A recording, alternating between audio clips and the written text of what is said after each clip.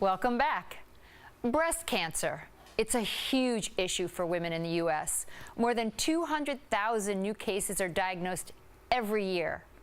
But are we tackling this issue backwards?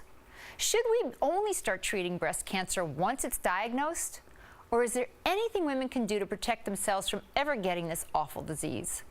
Earlier, I spoke with Dr. Christine Horner, author of Waking the Warrior Goddess, about some natural preventative steps that women can take to help keep themselves healthy. I know that a lot of female cancers, like breast cancer, ovarian cancer, cervical cancer, and uterine cancer, have to do with hormones. Yes. And that's a big precursor of stress. Yes. Yeah, so, you know, we do have a problem with feminine hormones in particular right now. One of the reasons is because we use so many different toxins that are called estrogenic, meaning that they will mimic the estrogen molecule. And they're in growth hormones, they're in plastics, they're in cosmetics, they're everywhere. And so this is one of the reasons we think that we're seeing early puberty. You know, around the world, the incidence of puberty usually starts at 16 or 17, and here in the United States, it's not uncommon for it to start at 10. And if it starts at 10, then you get menstrual periods, you know, every month, creating a surge of estradiol, the strongest, most abundant form of estrogen in the human body, and the one most linked to breast cancer. And what they find is girls who start their periods at age 10 versus 16 have a 50% higher incidence of breast cancer for the rest of their life. So my mission and passion, really, there's so many simple things that people can do, and the research is so encouraging. If you do one thing, you cut your risk in half.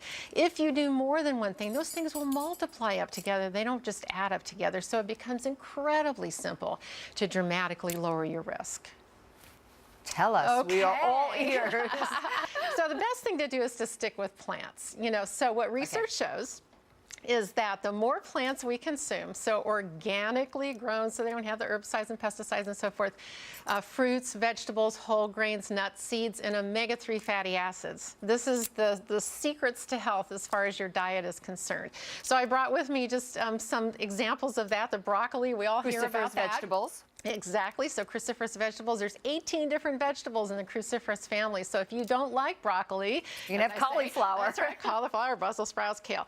Mushrooms, incredibly medicinal for us. And what they do is they help to support our immune system. And our immune system is what really keeps us well. We find that we will produce cancer cells all the time. That's normal. If our immune system isn't strong, which can happen through stress, staying up too late at night, or eating sugar is another thing that just slugs our immune system. Then the cancer cells can start to grow out of control. So, just those kind of mushrooms, or any kind of mushrooms? No, there's several different kinds of medicinal mushrooms. Okay. But here's the glitch.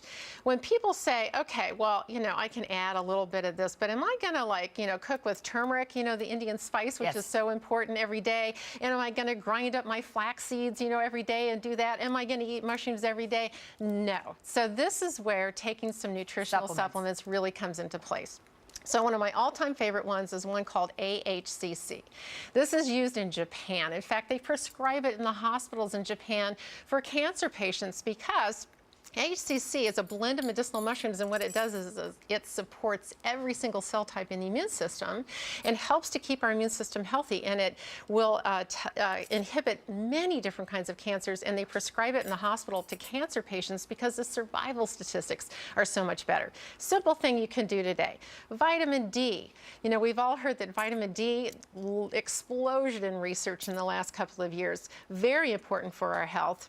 It's low in many disease states, including breast cancer.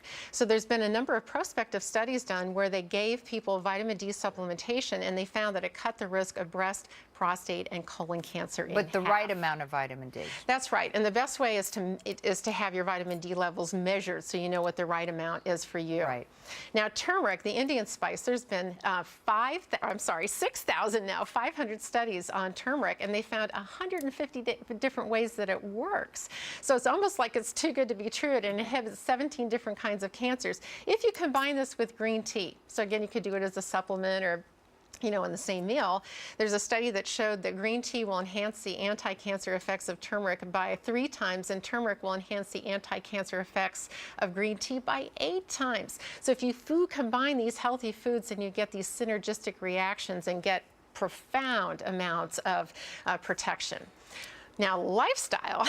So all the things that we know that are good for us, those are things that help to lower the risk of breast cancer too.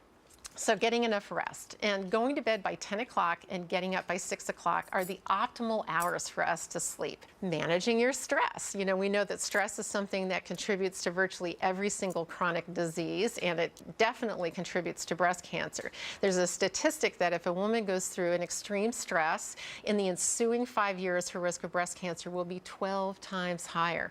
So this is why it's necessary for us to do effective stress reducing techniques, and that can come in the form of meditation. You can do yoga. You can even do breathing exercises, and they found that that will help to reduce your cortisol levels on a daily basis, even if you have stresses occurring in your life. Very important.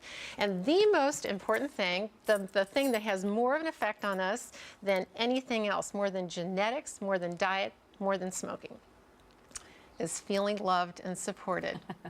Our relationships. Everybody needs to feel loved. Yeah, but you know what? We are wired as human beings for that. And when we isolate ourselves or when we're in toxic relationships, it's the most damaging stress on our body.